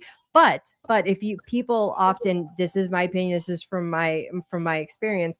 People with you can you've been in since you worked with people with substance use, people self-medicate, right? So if they have Uh-huh. personality disorders, if they have all of this stuff, they do that to self-medicate themselves. So she had mental and him, if they had mental health issues to begin with, and then you throw alcohol on top of that. Alcohol is the biggest depressant. If people like, I drink because I'm depressed, well, that's not helping. You might think it is, for the short time being, right? um Yeah. Sarah reminds me of a borderline if I had to pick one, and I don't diagnose people, but she ticks a lot of the borderline boxes for me. And a lot of them do use alcohol as to medicate. So, and yeah, alcohol was her medication of choice. So I right. would, if I had to, I would pick that diagnosis for her. But she probably has some other things too, but I think that would Right. be her main one. Can And I it ask you just has something? gotten, they're the people that will shoot themselves. They will cut their nose off to spite themselves just to be right when they're wrong, clearly. Right. Yeah. Do you think something about borderline personality has always fascinated me? Is are y- is that something that's built off of trauma, or do you think you're born with borderline personality, like a deficiency, or is that something that's created over time due to traumas and things like that? I You, think if you it's don't know, you more know, but It can be both. It can be that's nature versus nurture. So it just because my family is, I come from a borderline personality family. Like Mhm. I recognize it, and I can pull up those traits in an instant. And but I recognize when I'm doing it. I know I'm doing it right. I use it as Yeah. a tool to get people away from me. Yeah. It's just, Both a I blessing and a think that curse. it just a little bit of both, and it just depends. You would have to know the person's background to say whether it came from, if she was born that way or if it was her environment. I don't Right. know. I looked into her family, and it looked like her mother was really into um, like balls and stuff like that. But also, it's been said to me that they were very middle class. So I don't know. Yeah, I always wondered. You never heard anyone of her family coming out. I mean, Well, her there's a brother's lot in of people. prison. She's got a brother in Oh, prison, and her other interesting. brothers in the military, and then her mom and dad are dead. Oh, wow. I mean, imagine being like that one family member that's in the military, and then they're like, "Is that your sister?" I mean, that's tragic for them too, because then it becomes so public, and they kind of get drug in the mud with the person, right? Hmm. Yeah, I, Yeah. I was thinking about another uh who was it? Oh, wait, the mother, hold on, wait. Quentin Simon. Remember that case? It was in Florida. Remind me Quentin of what it Simon, was. he what was her name? Chat, help me out. Quentin Simon, he was the little boy who was found in a landfill, or not found for that matter. Oh, was And he the one that she let the boyfriend beat him and called him gay and all that? oh no, that one's Oh, bad too. oh. Um uh The name, no, I'm just what was really her bad name? with remembering. Oh, they were in Georgia. Okay.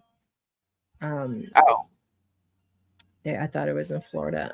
there's a case by me, Jessica Lunsford, that Mhm. was a little girl that she lived in a trailer with her dad, and the guy across the street, Cooey, just decided to take her from her bed at night and then buried her alive with her little, she had just gotten this stuffed little Yeah. dolphin that I've been covering, and I might like do a thing where I go to her gravesite and film it and tell the story, and then go like down the street she lived, and go to the church she went to, and just try to do like one of those type of videos where I go to the scene of the crime and talk about it. So Yeah, that would be beautiful, because you a lot of that's beautiful, because you often look at, people, viewers look at the crime, and you see the person for the crime, and not for the person that they yeah, were. Hmm. yeah, There was another one too. It kind of was a flash, right? Like you heard about it, and then all of a sudden it went away. No one talked about it anymore. That young girl who, her grandmother, she lived at her grandmother's house, and the person who lived on her grandmother's property, who she may or may not have had a romantic relationship with, was accused of the unaliving of her. Um, and I remember following it for like a month or two, and then they found her, and then all of a sudden the it goes away, and then you never hear anything anymore. You never hear what happened with him. Nothing. And that we have to understand too, there's so much crime and so many stories that never make it to YouTube. They never make it to the headlines. There's unalivings every single day in major cities that we never hear about. yeah. There's so much out there, and you know, one of the cases that I'm really proud of this year, we actually helped solve one. We were working in the missing and murdered Indigenous women, and I had a family contact me and ask if I would help find their loved one. And so Amber from Into the Weeds and I worked together, and we got her on a feather report, and then we got her. Amber helped connect the family to their tribe in the Missing and Murdered Indigenous Women network. And eventually, I think it took us about 11 months, and we finally found her alive. Wow. That's amazing. Yeah. That's amazing. That is absolutely incredible. One of There's people her like you. one of her high school teachers to their aunt saying, if you, and I don't want to say her name because she was found. That's why I'm Yeah, not you have saying her to. name. Mhm. But they were, they said, if you see this video, we're just trying to find you. Please reach out to us, because we had like traced her to a possible basement, and there was, other things that we found online that was like with just horrible, like this guy saying that she died in the basement and bestiality, and just like it took us down some dark paths. Like I was like, "Ooh." But the teacher was like, we're just really worried about you, and if you're out there, just like let us know you're alive, right? Just let us know. Yeah. And then she just came forward. It was, he was like, I Oh love my you, God. kid, I miss, or something like that. It was something really sweet, and Yeah. that's what got her to come forward. I mean, if that doesn't make you want to keep going, because there are good outcomes, Yeah. regardless. You find someone alive and you bring it back to their loved ones. That's a goal kind of these. When you see missing peoples and stuff, you hope that they come back. You hope that's amazing. Can I ask you a question? Actually, There's the another person whole we're looking for, though. And I don't think she's going to come back alive. But yeah, go ahead. are these so I actually, it's in the same vein as this. So the indigenous women and the natives, is this mainly in Americas, or is this in the Alaskas as well? And can you let the viewers that don't know a little bit about what's going on with that? Well, we worked in the United States, but it's all over. Like it's happening in the United States and Canada. Indigenous women are just being taken, women and children are being taken at a higher epidemic.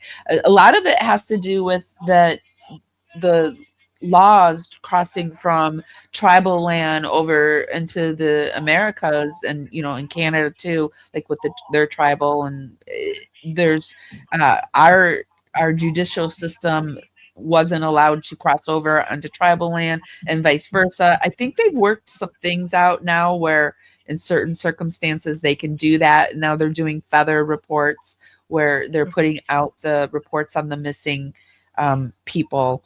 They're also being trafficked and sold at a higher rate because of the poverty and just our systems that are in Yeah. place. And uh, this the woman that we're working with now, Chandra, I forget her last name. We haven't worked on it in a while, and I always get her name wrong. But she crossed over into Mexico, and that's why I don't think we're gonna get her back. But Oh yeah, God. so it's Mexico, United States, and Canada.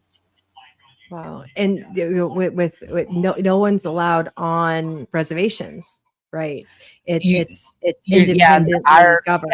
our legal system can't cross over into it. So That's the right. reporting is really off on when somebody goes missing, and do they go if they go missing on tribal land? It's like the I don't know what it's called. The United States Police. What's it called when it's just United States Police and not tribal police? Is it United States Police? I I don't don't even know. know. I mean, A on word for it, but reservations, as far as I'm there's aware, tribal they're police and self-governed. Yeah. yeah, There's whatever tribal police. Yeah. the other police are called, the rest of the United States police that's not tribal Mhm. police. They Right. don't cross back and forth, and they don't No, share, and it's really no, confusing, and it's like women and children and even men are going missing at higher rates, and yeah, right. it's sad. And I do know that reservations, as much as people are like, consider PIA they're worried police. about Yeah. reservations, they're very, very, they can be very dangerous. And because they are self-governed and, they don't have local state police or whatnot. It's often, the people are like, well, they don't pay to live. That has nothing to do with that. I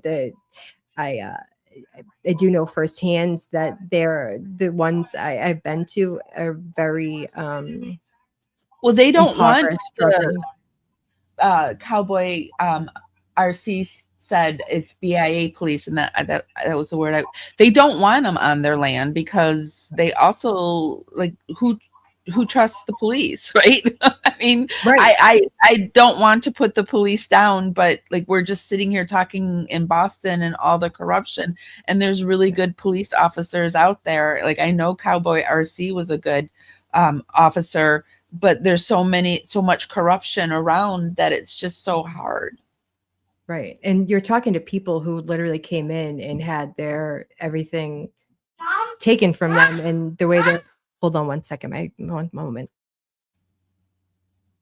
It's okay. She has her son here with her tonight. So yeah, I mean, it's crazy. It's really crazy. And but I was really happy to work with the family. I still stay in touch with the family. And I actually started a Facebook group that has her case in it, and it has the new case that we're working on. It's called Feathers of the Vanished, and Amber from Into the Weeds works with me on these cases. And anybody who wants to work with us is welcome to. That's amazing. If you want to put that into the chat and everyone go over there and give that a like. Hold on, he just came into my room. I'm sorry, you guys. One moment. Okay. Let me see if I can find it. I didn't expect to mention. And it's a really small group, you guys, and I'm just learning how, well, I guess I shouldn't be using excuse anymore because I think I've had the group for like 6 months now. But here is the group if you're interested in the missing and murdered Indigenous women group. It's called Feathers of the Vanished. Happy New Year, everyone. Thank you for putting in the chat. I can't wait to that's fascinating too. That's something that I could definitely get with. No one covers that. The only people I've ever heard of talk about it are you and Amber, Into the Weeds. Oh, really? Mm-hmm. Yeah, on YouTube. when I put it over on TikTok, I did get a lot of response from native people thanking us for doing it, and then they would, that's how we got the other case. Somebody knew the case we were working on, and she was like, "Oh, I knew her, but could you help me find my cousin?" So yeah. That's amazing. And you know what too, I always say, like, there's people like you and Amber, all people that do God's work, right? The cases that, or the Indigenous people, you don't have the FBI necessarily out there looking for these women or anyone taking them. What's happening to them, right? That's not necessarily like the most sensational, most appealing thing for people to, but there's people like you, there's people like Frank Zell with the John Bonet case that just do it out of the goodness of your heart, looking for a good outcome, right? And look, you had a good outcome. You end up finding someone, and if everyone, there's the group for Facebook. If you guys go over there and go sub up, I don't know, you could follow it, follow it. That would be amazing, and we can follow that case as well. Yeah, because I do need to start working on this case. It's my turn to host it, but I just don't have a lot of information on her. I need to sit down and try to. And also the family hasn't been contacting me as much as the other family contacted me. The other family, we were like in a group chat, and like I knew everything about it, and it's just a little different, a little more hard. Here it is. Her name is Chanda Lore Saunders. That's who it is. That's who we're looking for. I should bump this up. Are you there still? I am. I'm right here. Sorry. I just want to go off camera. I'm not on the page, and you weren't saying anything. So I'm like, I can actually pin it to the top through my phone. One moment. Let me see. All right. Let's see here. Hold on one second. Sorry. No, I meant over here. I'm going to try to bump it up.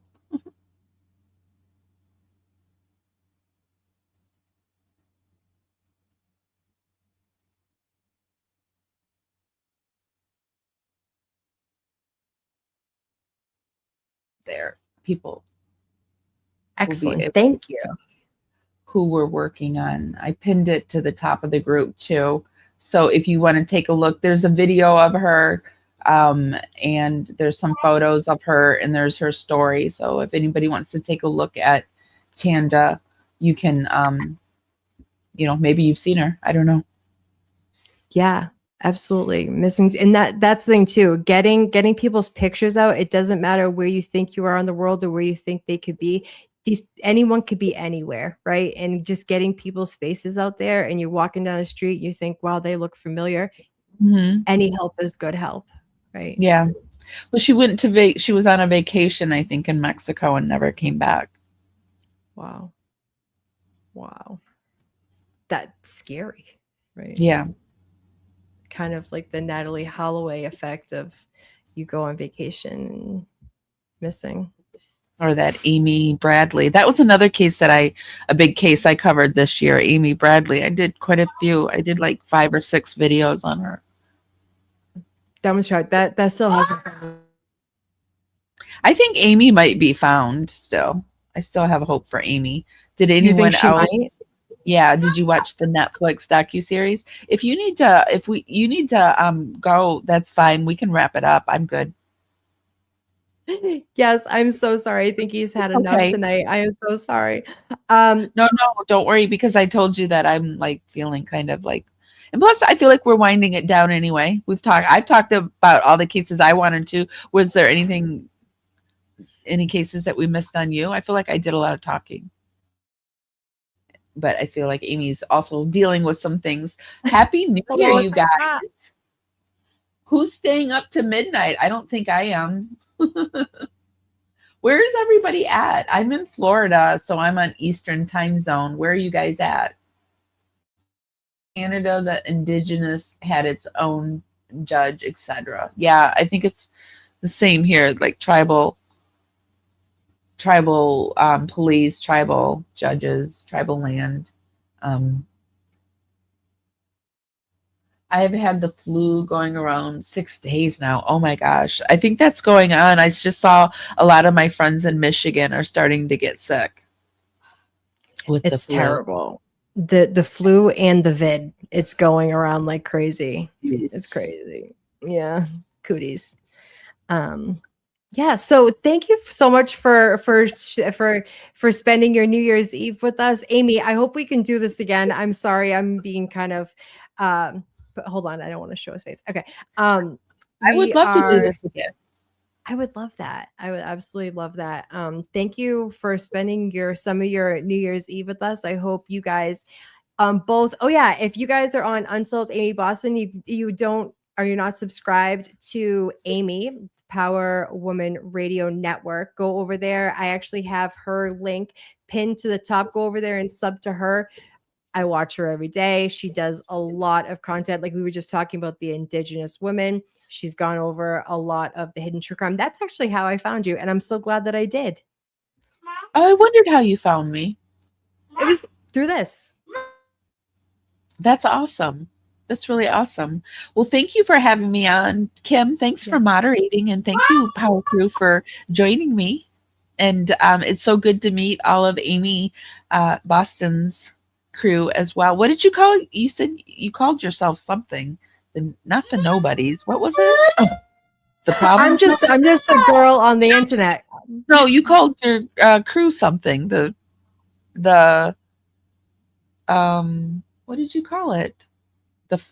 The problem children or something like that. I don't remember what you called it. We're the bad kids over here. We're all the bad kids. That's what it was. Yeah. We're the kids that had to sit by ourselves in the back, and that we like, don't tell me what to do. We're all the bad kids over here on Unsolved Amy Boston. Well, it's good to be with the bad You're the kids. Dragonflies, right? Yeah, we're the Dragonflies. Bad Kids Club. That's right. The Dragonflies. Yes. All right. So Kung Fu Panda, Baby Grunk, my little guy, has had enough. Nana is asking to wrap it up. So I thank you guys for joining us. Hopefully we can do this again and we'll talk about all the things. I wish you a very merry, happy New Year. Hopefully, I don't know if I'm gonna make it to midnight, but What do you think? You gonna make it to I'm midnight? not gonna make it. No. No, I'm gonna Well, I make it like might. It's 15. almost 10 now, so maybe. Hi to the little guy. Happy New Year. All right, guys. I am gonna run out of here.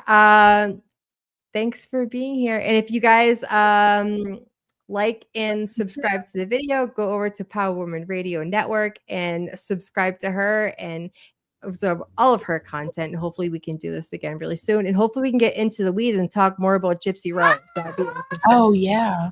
I saw Amber in chat, so she stopped by. So it was good to see Amber in chat. Hope you feel better, Amber. Absolutely. Yes, I feel better. And hopefully you can come up with us on panel again.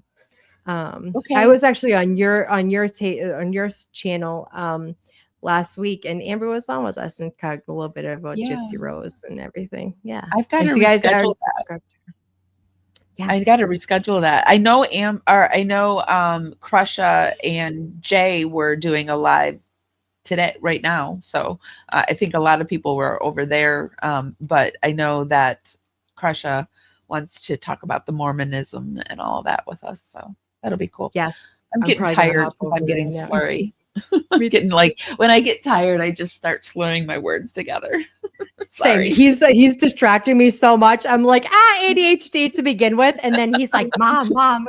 Oh my goodness. Thank you so much, guys. Okay. Have a good 2026. I hope you get your New Year's kiss. Probably going to be sleeping. Hopefully I don't though. Hopefully I can ring in the new year. Thanks, Amy. Soon. Thanks, Aim. All right, guys. See you later. Bye everyone.